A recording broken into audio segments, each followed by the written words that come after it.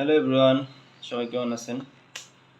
তো আজকে আপনাদের সাথে কথা বলবো। আজকে কিন্তু 25 তারিখ। আজকে যারা অনার্স সেকেন্ড ইয়ার উঠছেন তাদের কিন্তু আজকে ফর্ম ফিল আপের লাস্ট ডেট। ওকে, যেটা ঢাকা বিশ্ববিদ্যালয় থেকে মানে বলা হয়েছিল যে আজকে ফর্ম ফিল আপের লাস্ট ডেট, এবং আজকে না করতে পারলে তাহলে কিন্তু সে পরবর্তীতে আর পরীক্ষা দিতে পারবে না। ওকে, তো আপনাদের সাথে আমি এই বিষয় নিয়ে কথা বলতে চাচ্ছি। সেটা কারণ হলো আপনারা অনেকেই জানেন যে দেশের যে পরিস্থিতি, তাতে ফর্ম ফিল আপের লাস্ট ডেট কিন্তু আরও আগে শেষ হয়ে যাওয়ার কথা ছিল, কিন্তু সেটা শেষ হয়নি এবং তারিখ বাড়িয়ে দেওয়া হয়েছিল।